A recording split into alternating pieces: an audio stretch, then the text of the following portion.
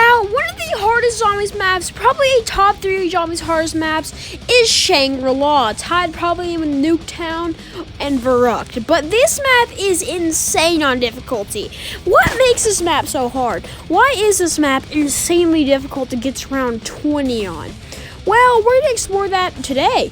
So let's go ahead and hop into what makes this map so difficult. Last time we studied the beautiful Call of the Dead. Next episode will be the finale of Black Ops 1, Moon. Let's hop into it. Let's go ahead and start by the map layout.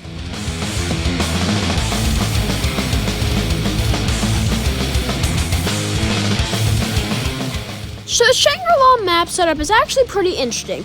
So let's say you spawn in the key area, and then you have 2 places that you can go, to the right or to the left. Each of them are guarded with spike traps to kill you. You can just run through that. And you either get lucky and have Jug on the side you're on, or you have to spend points to get to Jug, which is really, really annoying. Now the interesting part is you have to then open up more doors to go into the underground layer, which is the second layer of the map, where power lies and a bunch of other perks lie. So the underneath layer and the top layer are the 2 layers of this map. So you pretty much have not anything too special. Now the hardest part about the layout is there are no training spots. Nowhere in this entire map would you actually train there and get to round 1 billion on. This is not Ascension. Okay, this is the hardest map I think we might have gotten so far for training. I mean, come on, you cannot train anywhere on this map. I mean, the starting room, that's the way I made it work in this playthrough, and I literally didn't even make it to round 20. So, yeah. This map is a rough map. Now, I count this to be harder. I count this to be harder than 5 in Nuketown, but it's kind of tied with Verrucht. But both these maps are extremely hard. So, the map layout is really hard, and especially if the perks are randomized, so you could get unlucky. There are also no traps on this map. No infinite damage traps like Verrucht. But Verrucht didn't have an infinite damage wonder weapon, which we'll get into gameplay. I think that's pretty much all we need about this map. I mean, we have like little geysers to transverse through the map, so it's much easier to fast travel instead of having to go all the way around. So that's not really an issue. There are literally booby traps in this map that literally make it so that you don't get to pack a punch or wherever you're going. Let's hop into gameplay.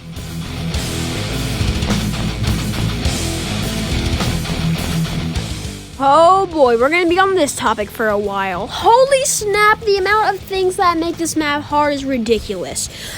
First up, we're going to go with, what should I go with? Maybe Pack-a-Punch. Okay, Pack-a-Punch is so easy peasy lemon squeezy. If you have 4 randoms in your game, let's just say you're not getting Pack-a-Punch open. You have to literally be talking to players to get Pack-a-Punch open.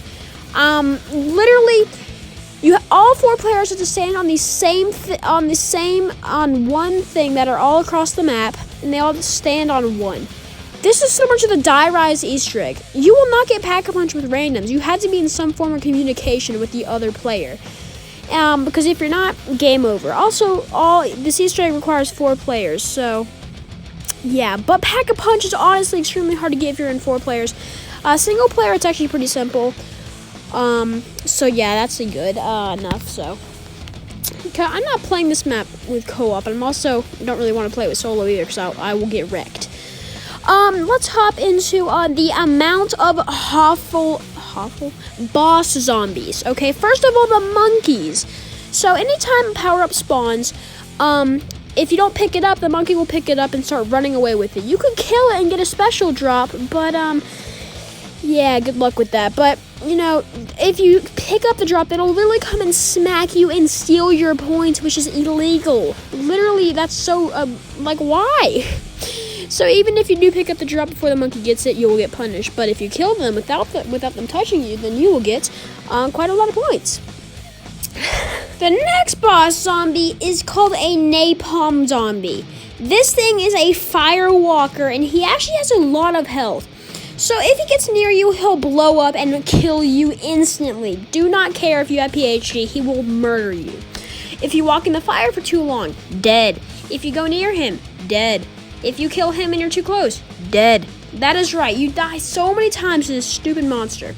Okay, when you kill him, he'll burst up into fire, so You know, zombies will die if they go through that. So it's kind of like a trap. That's your trap, actually. Yeah, you know, just kill a tank boss zombie. But it's not that bad of a boss zombie. So you get a quote when he spawns in. But it's never too obvious because the quote's not too obvious.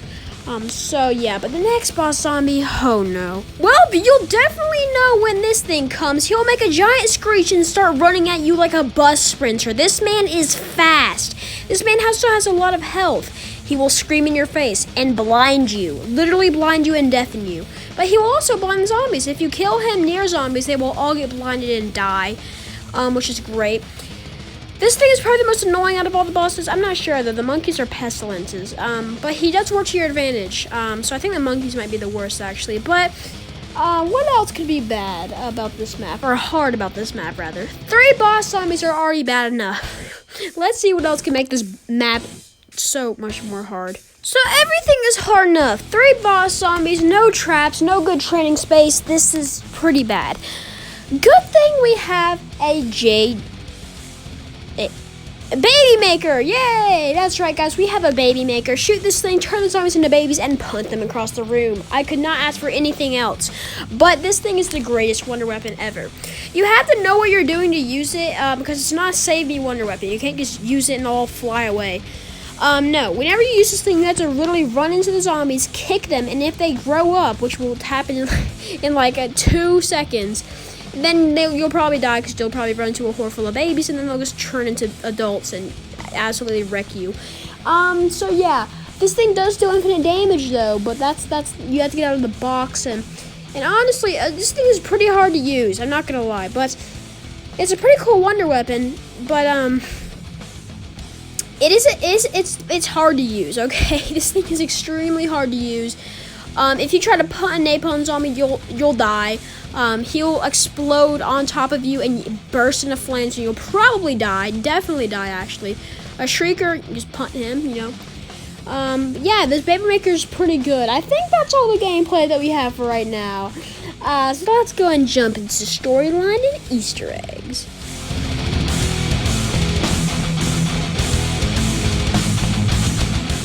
So let me go ahead and explain the storyline for you, because I can't actually do the Easter egg in solo, so I can't really get gameplay footage for it right now. So let me just go ahead and explain it to you. So 2 explorers named Brock and Gary go exploring in the Himalayan mountains, which is where Shangri-La takes place in. Not Mars, I don't think, at least. But they're exploring the Himalayan mountains looking for a shrine, and they get trapped. Keep dying over and over again. They're trapped in a cycle of death. All they do is die. Zombies override them. They keep dying. They're in an endless loop of dying. They are in the cycle. Alright, so that is where we come in. We are here to get the focusing stone, an object for the golden rod, to complete Richtofen's ultimate quest in Moon, which we'll get into next episode. But what we're here for is the focusing stone. That is why we are here, nothing else. So we just go ahead and do this, and we find that Brock and Gary is stuck, and we need to help them in exchange for the focusing stone. So that is what we do. We break them out of the cycle by going in Eclipse mode over and over again, and eventually we break them out. We free them. And in exchange, we get the focusing stone, and that is the completion of the Easter egg. Now it is time to move on to the brand new Moon. Okay, this is where everything is going to go happen on. So, this is what all these maps have been leading up for. Richtofen's Diary, Richtofen's Golden Rod, Call of the Dead, and now the focusing stone in Shangri-La. Next episode is going to be the big finale for Black Ops 1. It might be a little bit longer of an episode than all the other ones, so I'm pretty excited for that one. I will see you guys in the next episode. I hope you guys did enjoy this one. If you did, make sure to leave a like. Maybe go check out my other analyses. See you guys in the next episode. Peace.